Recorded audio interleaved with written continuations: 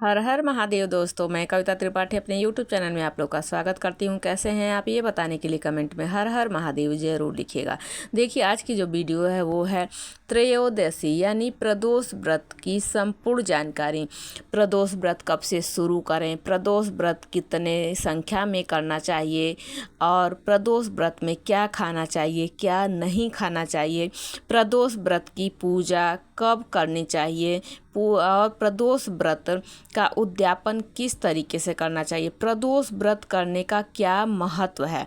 तो प्रदोष व्रत से जुड़ी हुई संपूर्ण जानकारी आपको इस वीडियो में देने वाली हूं मैं। तो वीडियो में बने रहिएगा और एक रिक्वेस्ट है, वीडियो को लाइक शेयर एंड सब्सक्राइब कीजिएगा और कमेंट में हर हर महादेव जरूर लिखिएगा। तो चलिए वीडियो शुरू करते हैं।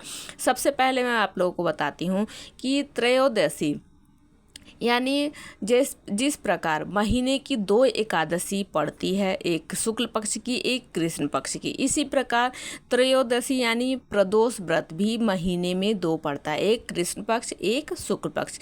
तो प्रदोष व्रत जो होता है वो महीने की 13वें दिन पड़ता है, यानी द्वादशी के बाद त्रयोदशी वाले 13वें दिन पड़ने के कारण इसका त्रयोदशी व्रत भी कहा जाता है। शुक्ल पक्ष और कृष्ण पक्ष में भेद नहीं करना चाहिए। दोनों जो भी मनुष्य त्रयोदशी प्रदोष का व्रत करते हैं उनको दोनों ही व्रत करने चाहिए, कृष्ण पक्ष के भी और शुक्ल पक्ष के भी। तो अब चलिए जानते हैं कि व्रत कितनी संख्या में करना चाहिए। जो भी मनुष्य प्रदोष व्रत करते हैं उनको कितनी संख्या में व्रत करना चाहिए। देखिए, प्रदोष व्रत कब से शुरू करें, सबसे पहले ये जानना जरूरी है। तो प्रदोष व्रत पौष यानी पौष के महीने से शुरू नहीं करना चाहिए और किसी भी प्रदोष व्रत शुक्ल पक्ष से आप व्रत शुरू कर सकते हैं। वैसे सबसे सर्वोत्तम होता है जो सोमवार को पड़े। सोमवार को जब त्रयोदशी प्रदोष व्रत पड़ता है तो उस दिन से आप शुरू कर सकते हैं। जैसे इस टाइम सावन चल रहा है तो सावन के प्रदोष व्रत से आप व्रत का प्रारंभ कर सकते हैं, व्रत का संकल्प करने का ले सकते हैं। अब चलिए जानते हैं कितनी संख्या में आपको व्रत करना चाहिए। देखिए, आप 1 साल के व्रत करने का भी संकल्प ले सकते हैं। केवल ये संकल्प ले सकते हैं कि मैं 11 प्रदोष का व्रत करूंगी, मैं 2 साल व्रत करूंगी, मैं 1 साल व्रत करूंगी, 4 साल 5 साल, जितनी भी संख्या में, जितने भी आपका सामर्थ्य हो, जितने आपके मन में हैं। जब तक अगर आप कोई मनोकामना बोलते हुए 1 साल व्रत करूंगी, मेरी ये मनोकामना है, उसको भोलेनाथ जी पूरा कीजिएगा, इस प्रकार से बोलते हुए भी आप व्रत का संकल्प ले सकते हैं। यानी ये आपके ऊपर है, आप कितना प्रदोष व्रत रखना चाहती हैं। आजीवन रखना चाहती हैं तो उस जो भी आप जितने भी व्रत रखना चाहते हैं उतने व्रत का संकल्प आपको शुरू में ही, व्रत जब से आप शुरुआत करते हैं तभी से आपको संकल्प लेना जरूरी होता है। अब चलिए जानते हैं कि प्रदोष व्रत में हमें क्या खाना चाहिए और क्या नहीं खाना चाहिए। तो प्रदोष व्रत में देखिए हमेशा मीठा भोजन ही किया जाता है, नमक का परहेज बताया गया है। लेकिन अगर मान लीजिए आप दवाई लेते हैं, आपको अगर आप नमक नहीं खाते हैं तो आपको चक्कर आने लगते हैं, आपको शरीर आपका साथ नहीं देता है, तब आप उस परिस्थिति को देखते हुए आप सेंधा नमक का प्रयोग कर सकते हैं। लेकिन वैसे नमक का प्रयोग नहीं किया जाता है प्रदोष व्रत में। मीठा भोजन ही खाने का विधान है, फलाहार मीठा ही किया जाता है। तो इस तरीके से आपको मीठा भोजन रखकर ही प्रदोष व्रत किया जाता है। अब चलिए जानते हैं कि प्रदोष व्रत देखिए जिस वार को पड़ता है सभी का अलग अलग महत्व होता है। तो जैसे रविवार को पड़ रहा है तो उसका क्या, सोमवार को, मंगलवार को, बुधवार को, तो सभी का नाम भी अलग है और सभी का महत्व भी अलग अलग है। तो चलिए जानते हैं जो रविवार को प्रदोष व्रत पड़ता है, जैसे रवि से संबंधित यानी सूर्य से संबंधित आपको कोई दिक्कत है, उससे अगर रवि प्रदोष का व्रत करते हैं तो आरोग्यता बढ़ती है। रवि प्रदोष का व्रत करने से आपका जैसे अपजस मिलता है आपको, वो आपका समाप्त होता है और जस मिलने लगता है आपको। सोमवार को पड़ने वाले प्रदोष को सोम प्रदोष कहा जाता है अभीष्ट सिद्धि की कामना, यानी जो भी आपकी कामनाएं हैं वो सभी को पूरा करता है सोम प्रदोष व्रत। मंगल प्रदोष, जिसको भौम प्रदोष भी कहा जाता है, तो रोगों से मुक्ति मिलती है भौम प्रदोष का, मंगल प्रदोष का व्रत करने से, और आपका स्वास्थ्य यानी रोग दूर होता है और आपको स्वस्थ जीवन मिलता है मंगल प्रदोष का व्रत करने से। बुध प्रदोष का व्रत करने से सभी मनोकामनाएं सिद्ध होती हैं बुध प्रदोष का व्रत करने से। बृहस्पति यानी गुरु प्रदोष भी बोला जाता है, बृहस्पति प्रदोष भी बोला जाता है। गुरुवार को जो पड़ता है प्रदोष व्रत उसको बृहस्पति प्रदोष, गुरु प्रदोष कहा जाता है। गुरु प्रदोष का व्रत करने से शत्रुओं का विनाश होता है। शुक्रवार को पड़ने वाले प्रदोष व्रत को शुक्र प्रदोष कहा जाता है। इसका व्रत करने से सौभाग्य बढ़ता है। इस जो भी सुहागन स्त्रियां उनका सौभाग्य बढ़ता है और साथ ही समृद्धि भी मिलती है। शनिवार को प्रदोष का व्रत पड़ने वाले शनि प्रदोष कहा जाता है। शनि प्रदोष का व्रत करने से पद प्रतिष्ठा में वृद्धि होती है, यानी पद प्रतिष्ठा मिलती है।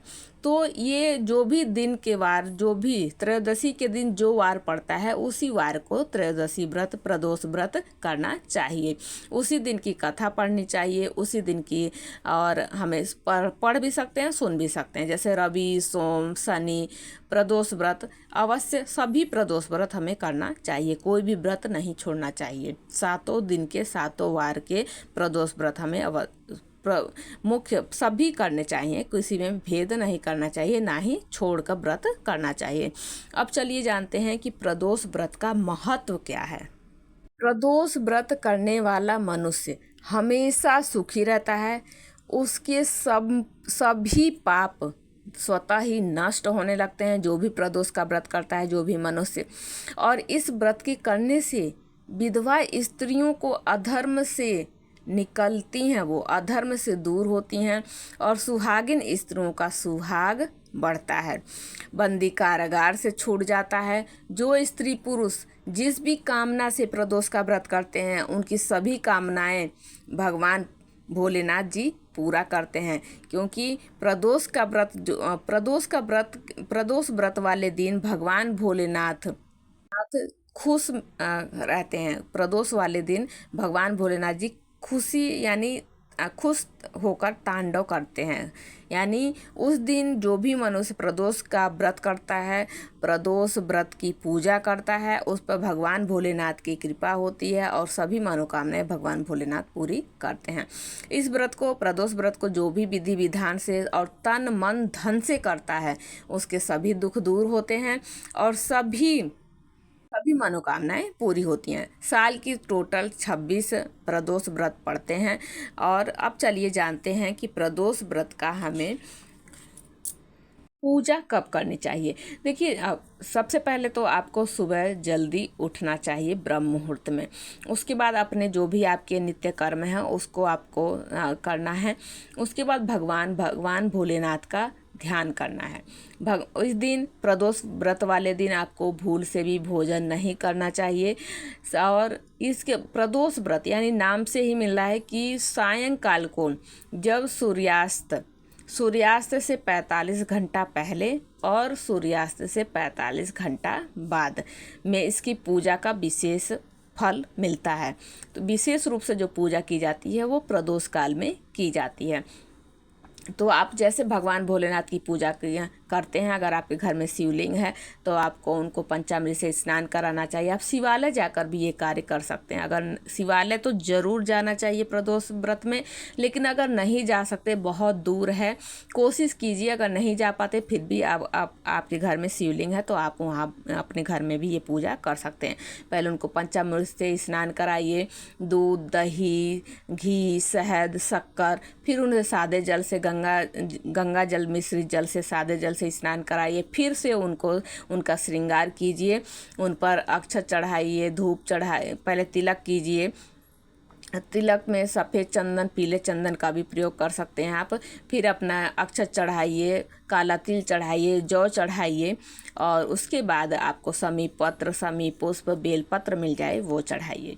इसके बाद आप भगवान की कपूर से आरती कीजिए। जनेऊ, रुद्राक्ष की माला भी चढ़ा सकते हैं। उसके बाद आपको कपूर से आरती करनी चाहिए, दक्षिणा जरूर चढ़ानी चाहिए, मौसमी फल चढ़ाना चाहिए। भोग में मीठा भोग जो आपको भोजन करना है वो भोग आप पहले बना लीजिए, भगवान भोलेनाथ को भोग लगाइए। उसके बाद आपको भोग प्रसाद ग्रहण करना चाहिए। तो मीठा भोग लगाया जाता है भोलेनाथ को। इस तरीके से कपूर से आरती कीजिए, क्षमा याचना कीजिए और अपनी मनोकामनाएं पूरी करने से भगवान भोलेनाथ से विनती कीजिए। तो इस प्रकार आप प्रदोष व्रत कर सकते हैं। अब चलिए उद्यापन जान लेते हैं। तो उद्यापन जितने भी आपने अपने बोल रखा है, जो भी संकल्प लिया है, 1 साल का, 2 साल का, आप जितने भी आपने संकल्प लिया उतने आपको व्रत पूरे करने हैं। उसके अगले प्रदोष व्रत में आपको उद्यापन करना चाहिए। तो पूरे दिन आपको व्रत रखना चाहिए, रात्रि जागरण करना चाहिए। भगवान गणेश, माता पार्वती की पूजा करना बिल्कुल मत भूलिए, और हवन आपको जरूर करना चाहिए उस दिन, जिस दिन आप उद्यापन कर रहे हैं। हवन में आपको जो खीर आप बनाएंगे, मीठी खीर बनाने के बाद 108 आहुति भगवान के मंत्रों से जरूर आपको देनी चाहिए।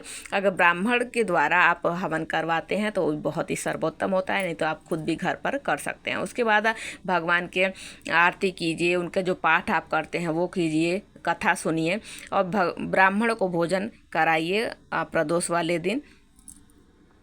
2 ब्राह्मणों को भोजन कराना चाहिए। उसके बाद उन्हें दक्षिणा देना चाहिए, और कपड़े और भी सामग्री आप दे सकते हैं, और भी चीज़ें आप दे सकते हैं जितना आपका सामर्थ्य हो।